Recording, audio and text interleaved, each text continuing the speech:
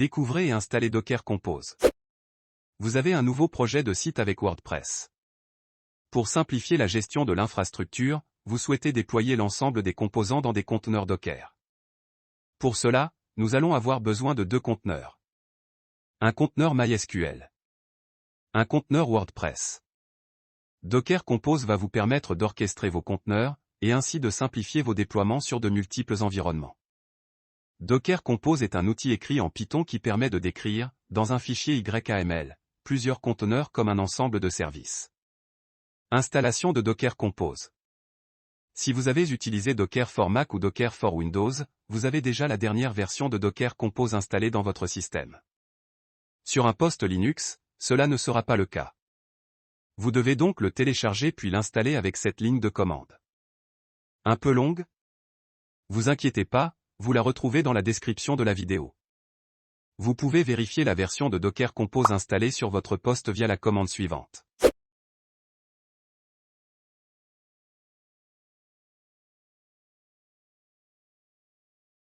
CLI de Docker Compose. Pour utiliser la commande line interface de Docker Compose, nous avons besoin d'un fichier docker-compose.yml que nous allons créer dans le prochain chapitre. Mais avant de le créer, nous allons commencer par découvrir ensemble l'interface en ligne de commande, CLI, qui nous permet d'utiliser le fichier Docker Compose. Le CLI de Docker Compose et celui de Docker sont très proches. Par exemple, si vous souhaitez récupérer l'ensemble des images décrites dans votre fichier Docker Compose et les télécharger depuis le Docker Hub, vous devez faire un Docker Compose Pool. Du côté de Docker, la commande serait un Docker Pool. Le fait que les deux interfaces en ligne de commande soient très similaires nous évite d'apprendre un nouveau CLI. Si vous connaissez celui de Docker, vous savez globalement utiliser celui de Docker Compose. Cependant, nous allons quand même voir ensemble les principales commandes que vous pourriez avoir besoin d'utiliser et de connaître pour votre utilisation de Docker Compose. Démarrer une stack Docker Compose. Si vous souhaitez lancer la création de l'ensemble des conteneurs, vous devez lancer la commande Docker Compose up. Pour rappel, vous faites un Docker run pour lancer un seul conteneur. Vous pouvez ajouter l'argument D pour faire tourner les conteneurs en tâche de fond. Nous appelons stack un ensemble de conteneurs Docker lancés via un seul et unique fichier Docker Compose. Voir le statut d'une stack Docker Compose. Après avoir démarré une stack Docker Compose, vous aurez certainement besoin de voir si l'ensemble des conteneurs sont bien dans un état fonctionnel, et prêts à rendre un service. Pour cela, vous allez utiliser la commande Docker Compose PS qui vous affichera le retour suivant. Voir les logs d'une stack Docker Compose. Votre stack Docker Compose est maintenant fonctionnelle, et l'ensemble des services répondent bien, mais vous pourriez avoir besoin de voir les logs de vos conteneurs. Pour cela, vous devez utiliser la commande Docker Compose log f, tel, 5. Celle-ci permet de voir l'ensemble des logs sur les différents conteneurs de façon continue, tout en limitant l'affichage aux 5 premières lignes. Ainsi, si nos conteneurs fonctionnent depuis longtemps, nous n'aurons pas à attendre plusieurs secondes, ni à voir de nombreux logs qui ne nous intéressent pas. Arrêter une stack Docker Compose. Si vous souhaitez arrêter une stack Docker Compose, vous devez utiliser la commande Docker Compose stop. Cependant, celle-ci ne supprimera pas les différentes ressources créées par votre stack. Ainsi, si vous lancez à nouveau un Docker Compose, up, d, l'ensemble de votre stack sera tout de suite à nouveau fonctionnel. Si vous souhaitez supprimer l'ensemble de la stack Docker Compose, vous devez utiliser la commande Docker Compose down qui détruira l'ensemble des ressources créées. Valider une stack Docker Compose. Lors de l'écriture d'un fichier Docker Compose, nous ne sommes pas à l'abri d'une erreur. Pour éviter au maximum cela, vous devez utiliser la commande Docker Compose config qui vous permettra de valider la syntaxe de votre fichier, et ainsi d'être certain de son bon fonctionnement. Si nous créons une erreur dans notre stack, en remplaçant image par image avec un S, par exemple, nous aurons le résultat suivant.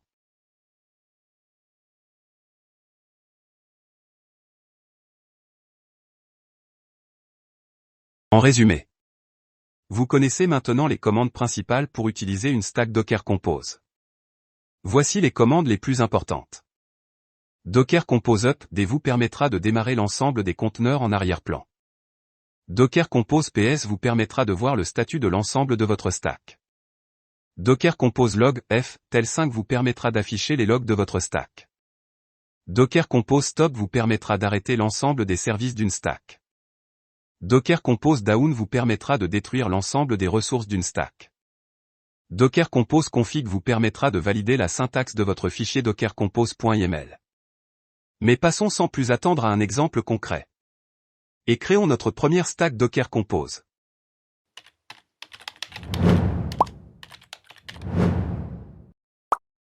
Créez un fichier Docker Compose pour orchestrer vos conteneurs. Nous avons vu dans le chapitre précédent comment utiliser l'interface en ligne de commande de Docker Compose. Vous allez maintenant apprendre à créer un fichier dockercompose.yml. Pour rappel, vous avez un nouveau projet de site avec WordPress, et vous souhaitez simplifier la gestion de l'infrastructure. Vous devez maintenant réaliser un déploiement en production, où l'ensemble des composants sont dans des conteneurs Docker. Pour cela, vous allez avoir besoin de plusieurs composants. Une base de données MySQL. Le système de fichiers WordPress. Vous devez commencer par créer un fichier dockercompose.yml à la racine de votre projet. Dans celui-ci, nous allons décrire l'ensemble des ressources et services nécessaires à la réalisation de votre POC, Proof of Concept. Décrivez votre premier service, DB, base de données. Définissez la version de Docker Compose. Un fichier dockercompose.yml commence toujours par les informations suivantes. L'argument version permet de spécifier à Docker Compose quelle version on souhaite utiliser, et donc d'utiliser ou pas certaines versions. Dans notre cas, nous utiliserons la version 3, qui est actuellement la version la plus utilisée. Déclarez le premier service et son image. Nous allons maintenant déclarer notre premier service, et donc créer notre stack WordPress. L'ensemble des conteneurs qui doivent être créés doivent être définis sous l'argument service. Chaque conteneur commence avec un nom qui lui est propre, dans notre cas, notre premier conteneur se nommera DB. Puis, vous devez décrire votre conteneur, dans notre cas, nous utilisons l'argument image qui nous permet de définir l'image Docker que nous souhaitons utiliser. Nous aurions pu aussi utiliser l'argument build en lui spécifiant le chemin vers notre fichier Dockerfile. Ainsi, lors de l'exécution de Docker Compose, il aurait construit le conteneur via le Dockerfile avant de l'exécuter. Définissez le volume pour faire persister vos données.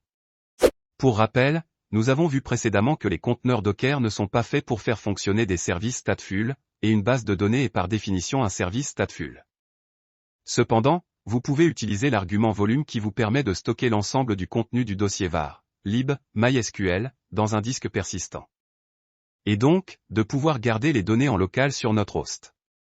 Cette description est présente grâce à la ligne dbdata, var, lib, MySQL. dbdata est un volume créé par Docker directement, qui permet d'écrire les données sur le disque hôte sans spécifier l'emplacement exact. Vous auriez pu aussi faire un data, MySQL, var, lib, MySQL, qui serait aussi fonctionnel. Définissez la politique de redémarrage du conteneur. Un conteneur étant par définition monoprocessus, s'il rencontre une erreur fatale, il peut être amené à s'arrêter. Dans notre cas, si le serveur MySQL s'arrête, celui-ci redémarrera automatiquement grâce à l'argument restart, always. Définissez les variables d'environnement. L'image MySQL fournie dispose de plusieurs variables d'environnement que vous pouvez utiliser. Dans votre cas, nous allons donner au conteneur les valeurs des différents mots de passe et utilisateurs qui doivent exister sur cette base. Quand vous souhaitez donner des variables d'environnement à un conteneur, vous devez utiliser l'argument environnement. Décrivez votre second service, WordPress. Dans le second service, nous créons un conteneur qui contiendra le nécessaire pour faire fonctionner votre site avec WordPress. Cela nous permet d'introduire deux arguments supplémentaires. Le premier argument, depend-on, nous permet de créer une dépendance entre deux conteneurs. Ainsi, Docker démarrera le service DB avant de démarrer le service WordPress. Ce qui est un comportement souhaitable, car WordPress dépend de la base de données pour fonctionner correctement. Le second argument, port, permet de dire à Docker Compose qu'on veut exposer un port de notre machine hôte vers notre conteneur, et ainsi le rendre accessible depuis l'extérieur. Voici le fichier dockercompose.yml dans sa version finale. Lancez votre stack Docker Compose. Quand vous lancerez vos conteneurs avec la commande Docker Compose upd, vous devriez avoir le résultat suivant.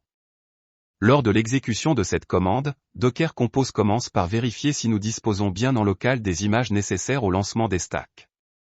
Dans le cas contraire, il les télécharge depuis une registry, ou les build via un Docker build.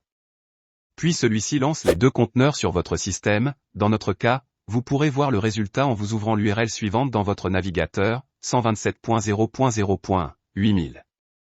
En résumé, Vous savez maintenant utiliser les commandes de base de Docker Compose, et créer un fichier dockercompose.yml pour orchestrer vos conteneurs Docker. Pour rappel, voici les arguments que nous avons pu voir dans ce chapitre. Image qui permet de spécifier l'image source pour le conteneur. Build qui permet de spécifier le Dockerfile source pour créer l'image du conteneur. Volume qui permet de spécifier les points de montage entre le système hôte et les conteneurs. Restart qui permet de définir le comportement du conteneur en cas d'arrêt du processus. Environnement qui permet de définir les variables d'environnement. Dépend-bound qui permet de dire que le conteneur dépend d'un autre conteneur. Port qui permet de définir les ports disponibles entre la machine host et le conteneur. Rejoignez-moi dans le chapitre suivant pour vous entraîner à utiliser Docker Compose.